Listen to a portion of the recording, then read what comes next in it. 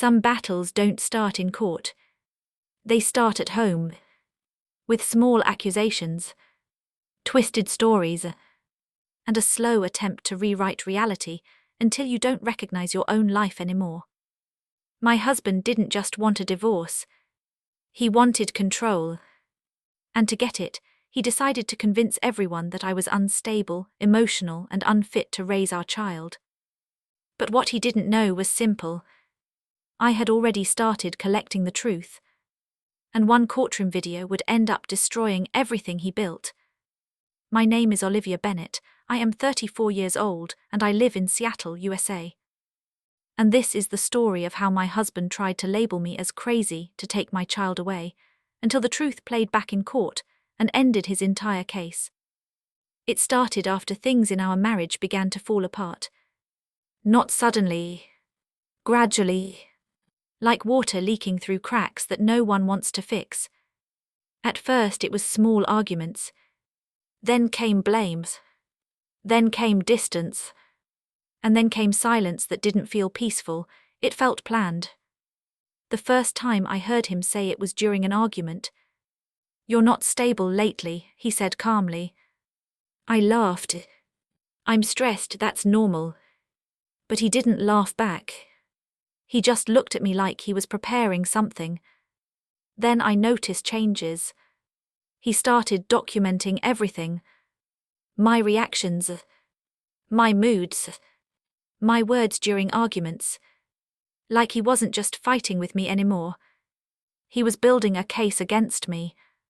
One day I found something that made my blood turn cold. A folder on his laptop, titled Custody Strategy. Inside were notes about me, framed carefully. Words like emotional instability and unpredictable behavior. But none of it was real. It was edited reality. That was the moment I understood. This wasn't just a breakup. It was a setup. When I confronted him, he didn't deny it. Instead, he said something worse. "I'm protecting our child. From me." After that, everything escalated. He started limiting my time with our child, creating rules that didn't exist before, and slowly building a narrative around me. To family, to friends, to lawyers, that I was unstable, that I was unfit, that I was the problem. And people started listening, because repetition sounds like truth when you hear it enough. The worst part wasn't the accusation. It was the isolation. People I trusted started questioning me. Not openly, but carefully.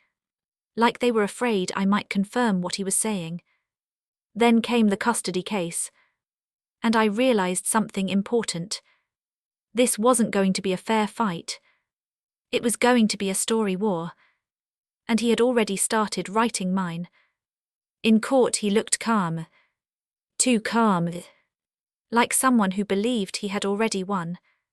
He had witnesses, statements, documents, all carefully selected pieces of a version of me that didn't exist. And then he said it out loud. "She is emotionally unstable." My hands tightened under the table, because I knew what was coming next. But I also knew something he didn't. I had recordings, not because I planned revenge, but because I stopped trusting silence. The judge requested evidence, and that's when my lawyer stood up. "We have a video." The courtroom shifted immediately, because video changes everything. It doesn't argue. It shows. My husband smiled slightly, confident, because he thought he had already controlled the narrative. But he didn't know what was coming. The video was played. At first it looked normal. An argument at home.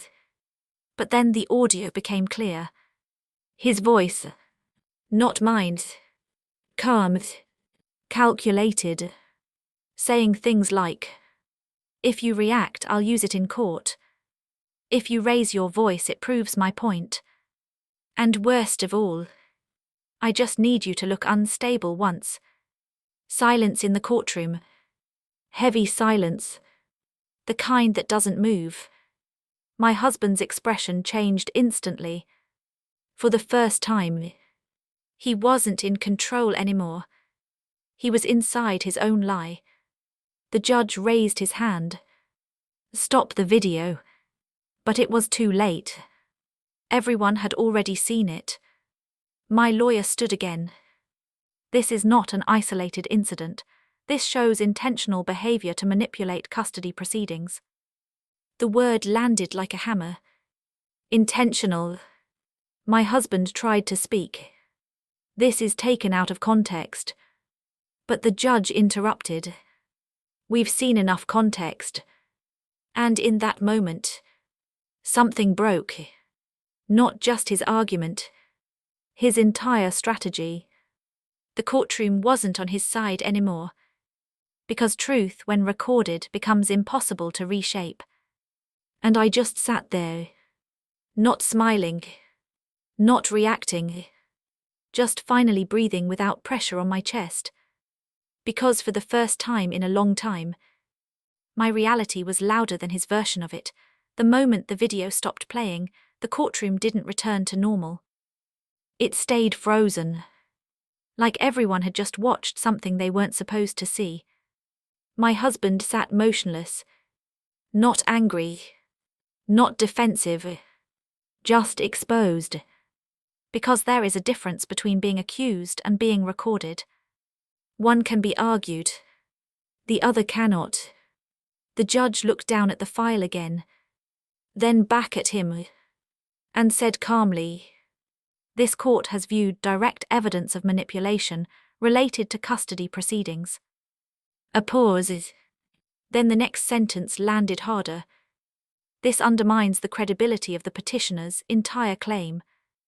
My husband finally spoke, but his voice wasn't strong anymore. It was taken out of context. But no one reacted. Because context doesn't survive when intent is visible. My lawyer stood again.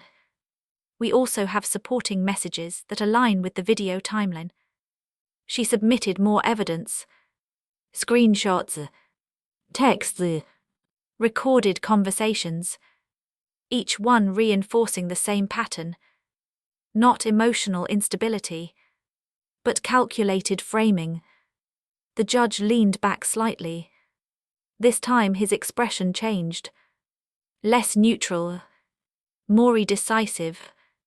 "You attempted to influence custody by constructing a false behavioral narrative," he said. The words were slow. Clear. Final. My husband looked at me for the first time properly since the video ended. And in his eyes, I didn't see confidence anymore. I saw realization.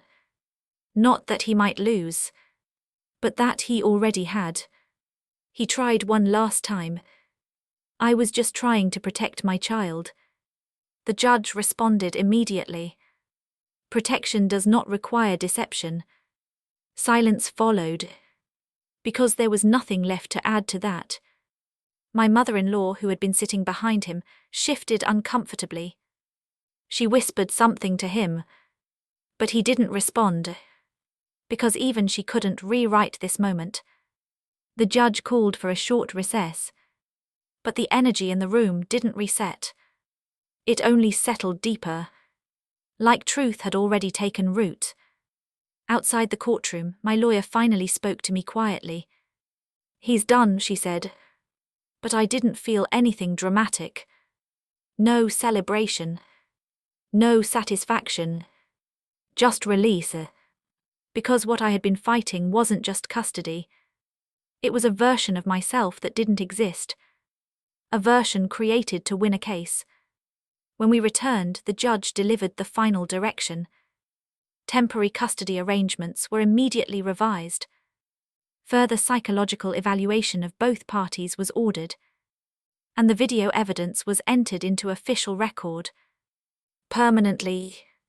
My husband's face tightened when he heard that. Because recorded permanently means something simple. It cannot be erased later. As we stood to leave, he finally spoke again. But this time there was no strategy in his voice. Only confusion. I didn't think it would go this far. I looked at him. Not angrily. Not emotionally. Just clearly. That's always the problem, I said. You think consequences only happen to other people. I walked out first. Not because I was trying to make a statement, but because I no longer needed permission to leave my own story. Outside the courthouse, the air felt different. Not lighter because everything was perfect, but lighter because I wasn't carrying someone else's narrative anymore. Weeks later, the legal process continued. But the direction never changed again. The video had done something irreversible. It didn't just prove my innocence. It exposed intent. And intent changes everything in custody law. My husband's position weakened step by step. Not through emotion. Through documentation. Through his own words played back against him. There were no dramatic collapses.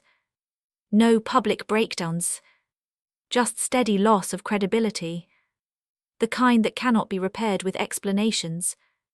One evening I received a message from him. It was short. I didn't know I was becoming that person. I didn't reply immediately. Because understanding doesn't undo harm. Eventually I responded. You knew enough to stop. And I left it at that.